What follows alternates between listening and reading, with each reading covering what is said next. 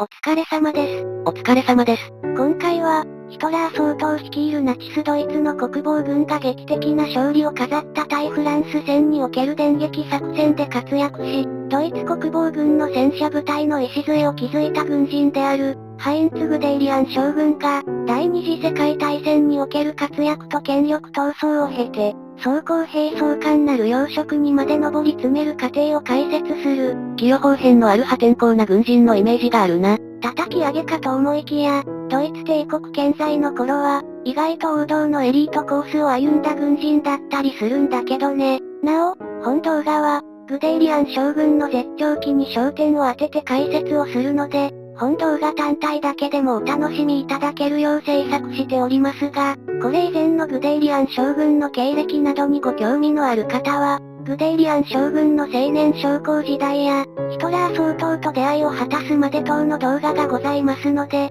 概要欄に URL を貼っておきます。さて、第一次世界大戦の敗北後も、細々と秘密裏に装甲部隊の開発と訓練を行ってきたドイツ陸軍だったが、ヒトラーが政権を掌握したことで、一つの節目を迎える。どんな節目を？再軍備宣言だ。1935年、ヒトラーは、ドイツに過酷な軍備制限等を課していたエルサイユ条約を破棄した。これに伴い、ドイツ国防軍は大っぴらに軍備の拡充を遂行できるようになり、それまで表向きは秘密裏に行っていた装甲部隊の開発と訓練にも、弾みがつくようになった。再軍備宣言に伴い、ドイツ国防軍は正式に装甲師団を創設し、装甲部隊の育成に尽力してきたグデイリアンは陸軍中央から異動となり、新設された3個装甲師団のうち、第2装甲師団の師団長に任じられた。栄転じゃないか。形式上は栄転だが、帝翼中央から現場に飛ばされたんではないかという指摘もないではない。中央にいたら不都合があったのかな。グデイリアンの性格も起因しているかもしれないが、当時からすれば新しい戦略的存在である装甲部隊の意義を強調し、軍内で装甲部隊の地方を固めてきたグデイリアンには、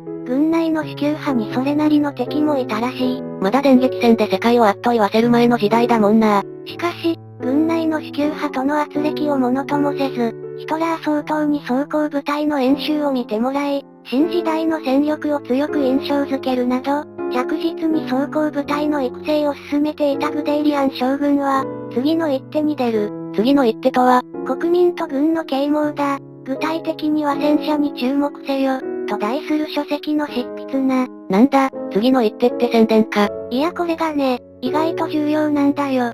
よしにつけ悪しきにつけ、昔から軍部は国民に対する宣伝には一定の関心を払ってきた。グデイリアン将軍の母国であるドイツの隣人にして、当時はまさに旧敵だったフランスにしても、後年は大統領になるドゴール将軍が現役軍人の立場で、機械化部隊の重要性を説く本を執筆し、啓蒙活動に励んでいたんだ。大日本帝国陸軍でも、これは物議を醸した一件だが、国防の本義とその強化の提唱というパンフレットを交換したりもしている。陸軍パンフレット事件だな。陸軍パンフレット事件は帝国議会も巻き込んで大騒ぎになった穏やかならざる事件だったが、大日本帝国陸軍には穏やかな宣伝策もあって、例えば陸軍の開発にかかる戦闘機や爆撃機には、陸軍が愛称を公募して、はやぶさや、ドンユーなど、国民に親しまれるよう愛称をつけるなどの施策も打っていたらしいね。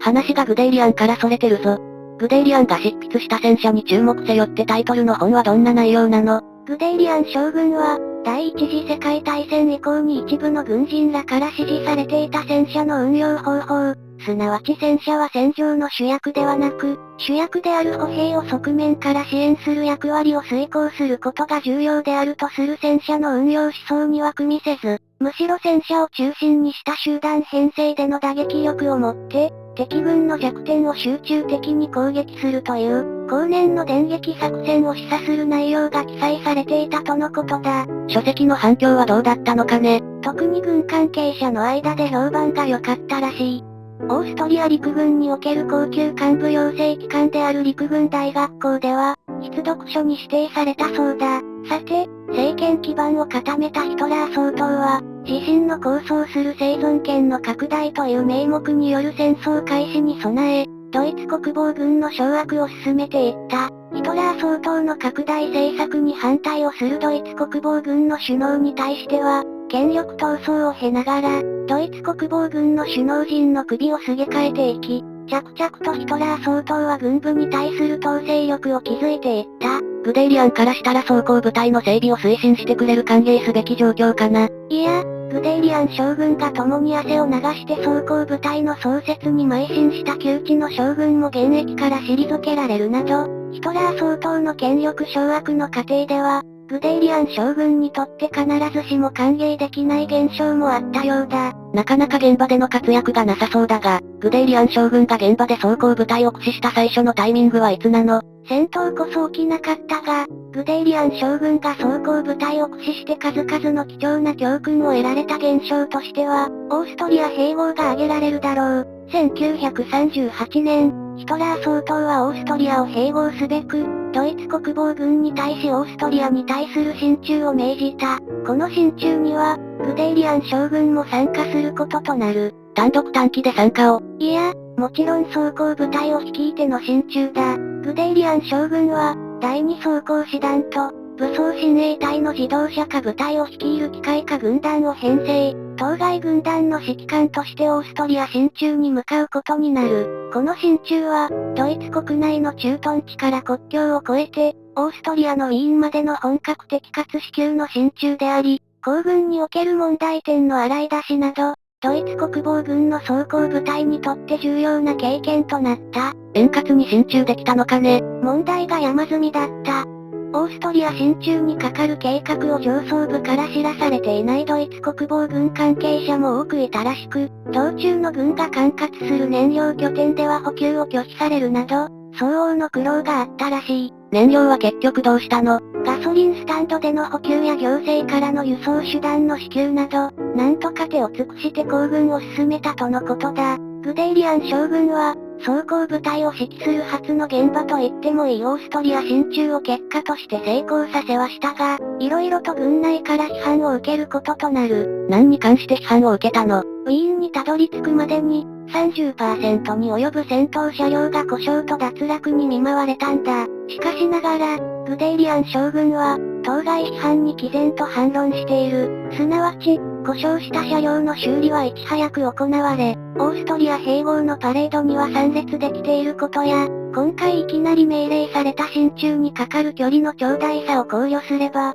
幾ばくかの車両が故障するのは当然であると反論した。まあ長大な距離を行軍するための訓練と思えば貴重な機会だったかもしれんな。ヒトラー総統の領土拡張策はとどまるところを知らず、オーストリアの次は、チェコスロバキアに対し圧力を強めた。このヒトラー総統の領土的野心に対し、イギリスは融和政策をとり、有名なミュンヘン会談にて、チェコスロバキアの一部を構成するスデーテン地方はドイツに帰属することとなった。イギリスのチェンバレン首相やヒトラー総統らが並んで写ってる写真は印象に残ってるけど、ミュンヘン会談とグデイリアン将軍がどう関係あるの？オーストリア併合の際と同じく、ドイツに帰属することとなったスデーテン地方に、再びグデイリアン将軍は装甲部隊を指揮して進駐に向かうことになった。特筆すべきは、このスデーテン地方に対する進駐にあたり、グデイリアン将軍はヒトラー総統と行動を共にし、その関係性を強めている点になる。まあグデイリアン将軍にとっては軍の機械化を後押ししてくれる重要人物だしな。スデーテン地方に対する進駐を無事に成功させたグデイリアン将軍は、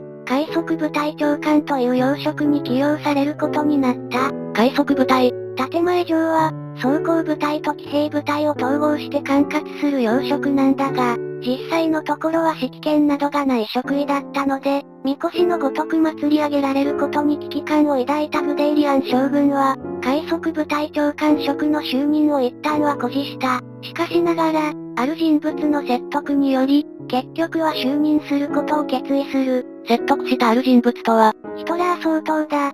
ヒトラー総統直々の説得により、グデイリアン将軍は装甲兵大将という階級に昇進するという特典もセットで、快速部隊長官として再び軍中央に帰任することとなった。しかしながら、グデイリアン将軍は中央で平和に栄進することは許されなかった。なんで中央で順調に栄進しなかったの？グデイリアン将軍にとってはむしろ希望的な配置転換になったかもしれないが、第二次世界大戦の勃発により、ポーランドに対する侵攻準備として、装甲師団と自動車化歩兵師団を統括する軍団長に転任した。グデイリアン将軍はクルーゲ陸軍大将機下の第4軍に配属され、ポーランド回廊の遮断とポーランドの首都ワルシャワ攻略の任務に就く。ポーランド回廊って何？廊下？ポーランド回廊っていうのは、第一次世界大戦でドイツが一部の領土の割譲を余儀なくされた結果、ドイツ領であるプロイセン州と自由都市団地比に挟まれる形で生まれた回廊地帯を指す。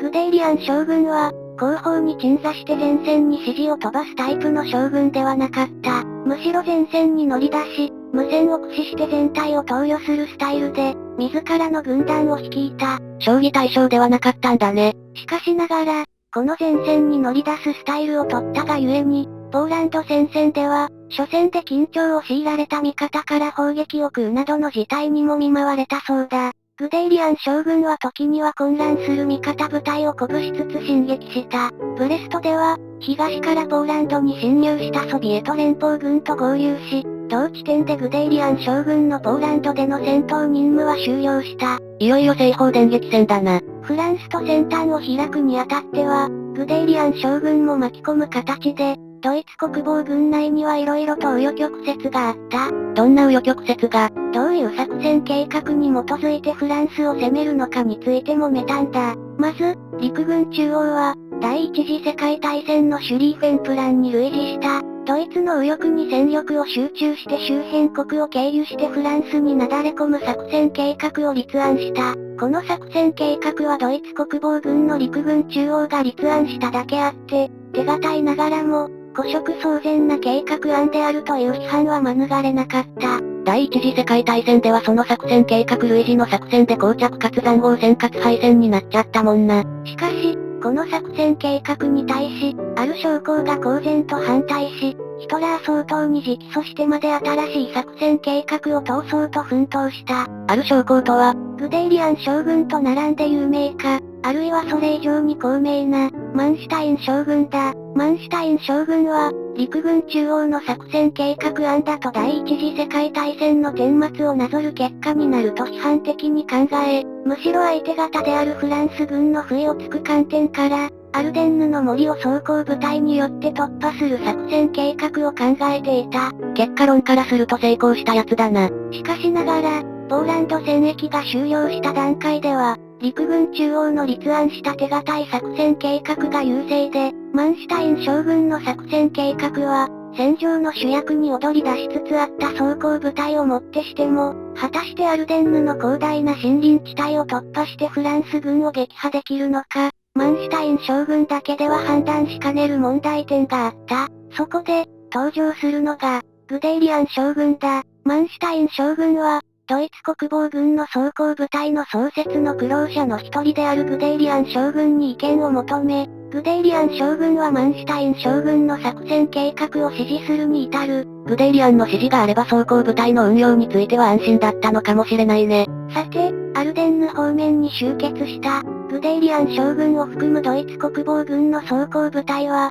連合軍の不意をついて、多数の車両により進撃した。その過程で、グデイリアン将軍は上司であるクライスト陸軍大将と揉めたり、はたまた航空支援の方法をめぐって空軍の将官と揉めたりしたが、連合軍に対する奇襲攻撃の手を緩めようとはしなかった。揉めるのはもうそういう体質なのかもね。知らんけど。さらにグデイリアン将軍らしい動きが現出する。また重ねて上司と揉めたのかな。グデイリアン将軍は要衝のスダンを突破して以降も、進撃のスピードを緩めず、大西洋岸で連合軍を追い詰めて撃滅すべしと考えていた節があるが、直属の上司であるクライスト陸軍大将だけでなく、さらに上級の司令機関である、参謀本部を直令する陸軍総司令部からも、グデイリアン将軍の考える闇雲の進撃にはストップがかけられた。なんで勢いをそぐようなストップがかかったの？一説には、装甲部隊の進撃が早すぎて、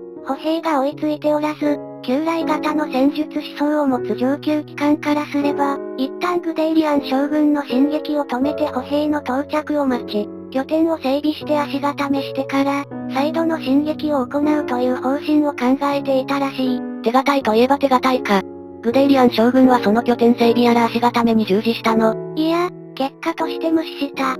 そして己の信じる道、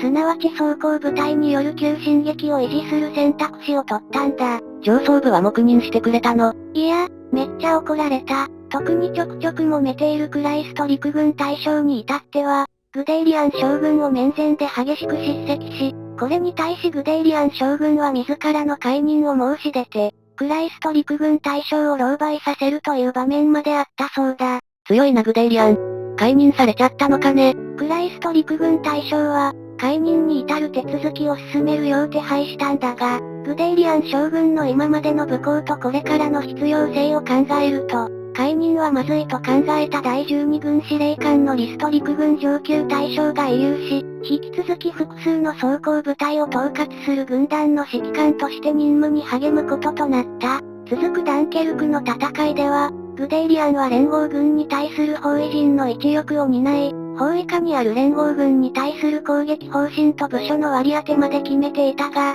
ヒトラー総統直々の指揮により総攻撃は許されず、結果として40万人に及ぶ連合軍将兵がイギリスに逃れることとなった。しかしながら、西方電撃戦でグデイリアン将軍が立てた武功は大きく、ドイツによるパリの占領後、グデイリアン将軍は陸軍上級大将に昇格した。個人的な話だが上級大将っていう階級はドイツ軍的な響きで印象深い。さて、フランスの降伏後、グデイリアン将軍はドイツに戻って補給や部隊編成の再検討に勤しんでいたが、さらに厄介な戦場に立つことを余儀なくされる。さらに厄介な戦場とは、独ソ戦だ。グデイリアン将軍は第二装甲集団司令官に就任し、同省の経歴上これまでで最大の装甲部隊を率いて泥沼の独ソ戦に突っ込むことになる。ドイツ側の奇襲作戦で幕を上げた独ソ戦だが、一見快進撃するかのように見えたドイツ国防軍は結構苦戦も強いられていたというのが後年の評価として指摘される。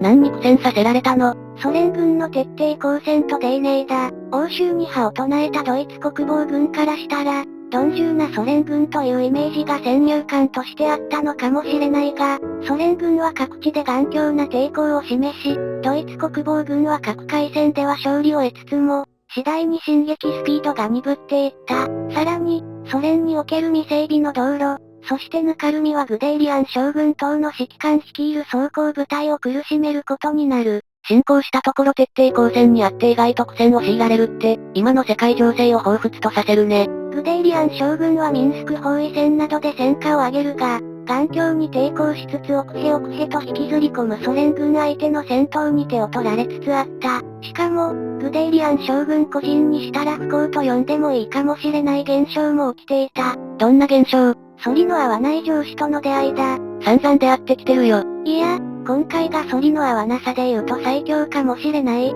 その上司の名は、クルーゲ元帥だ。いよいよ喧嘩相手が元帥クラスになってきたな。クルーゲ元帥とグデイリアン将軍は、ミンスク包囲戦後の作戦方針に関して意見を違えており、クルーゲ元帥は包囲網を慎重に固めてソ連軍を確実に叩く方針をとっていたが、対してグデイリアン将軍は、ソ連軍の弱点にドイツ国防軍の装甲部隊を迅速に集中することで甚大な打撃を与え、ソ連軍を混乱に陥れるという方針を明示していた。どこかで見た対立構造だ。グデイリアン将軍はさすがに今回は命令無視には及ばなかったが、傘下の部隊のミスをクルーゲ元帥に叱責されるなど、その対立は根深いものとなっていった。この段階になると、独ソ戦では割と有名な意見対立が、ヒトラー総統と軍部との間で生じることになる。意見対立。ソ連になだれ込んだドイツ国防軍の攻略目標を、どこに設定するのかについてだ。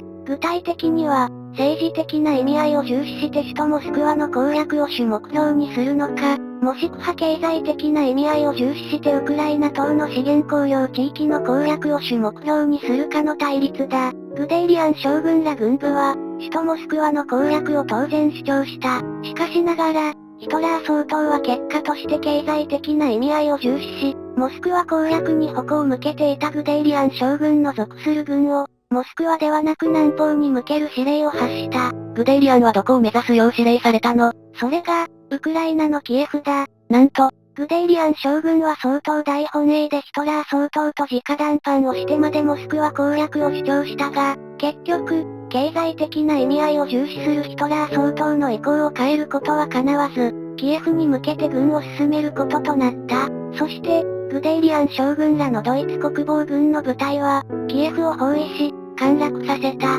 しかしながら、この大戦果も虚しく、満を持してモスクワに殺到すると思われたドイツ国防軍の進むロシアの地に、雪が降り始めたんだ。冬将軍の到来だな。モスクワ近くにたどり着いたドイツ国防軍だったが、冬の到来とともに大攻勢に出たソ連軍の前に大きな損害をかぶり、後退を余儀なくされることになる。グデイリアン将軍も、上司であるクルーゲ元帥との不和がたたって効果的な連携ができず、また、独ソ戦の開始以降の部隊が被ってきた激しい消耗も手伝い、攻撃は頓挫してしまう。この厳しい状況にグデイリアン将軍はヒトラー総統にモスクワ方面から退却した上での越冬を進言するが、ヒトラー総統は当該進言を退けた。しかし、グデイリアン将軍は帰化の部隊を一部退却させるに至ったところ、厄介な敵がグデイリアン将軍を解任に追い込むことになる。厄介な敵とは誰かな？すんごい反りの合わない上司、クルーゲ元帥だ。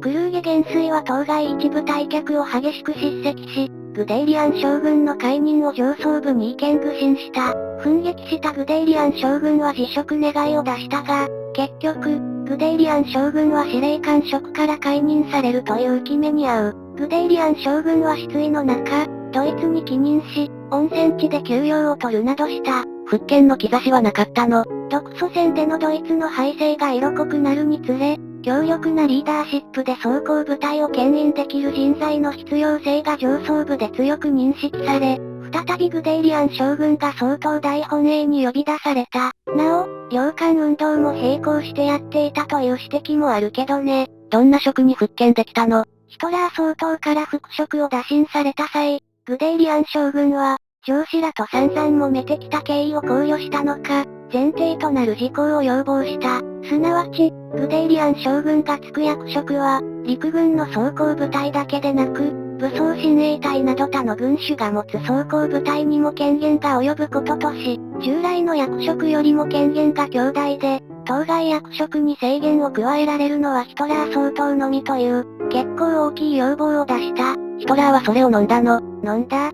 独ソ戦でのドイツ国防軍の装甲部隊の消耗によほど頭を抱えていたのか、はたまたグデイリアン将軍の領還運動が功を奏したのか、いずれにせよ、従来にはない強大な権限を有する要職にグデイリアン将軍は就任することになった。その職名は、装甲兵総監、冒頭で言及したやつだ。ヒトラー総統の後ろ盾を得たグデイリアン将軍は、装甲兵総監として、ドイツ国防軍だけでなく武装親衛隊なども含めた装甲部隊の再建にがぜ乗り出すことになる。題名とサムネイルでは戦車兵総監ってなっているが、わかりやすいよう題名とサムネイルではそのような表現にしたが、文献を参照したところでは、装甲兵総監が正確なのではないかと思われる。ここら辺について詳しい視聴者さんがいらっしゃったら、ぜひコメント欄でご教示ください。以上がグデイリアン将軍が装甲兵総監に就任するまでの解説だが、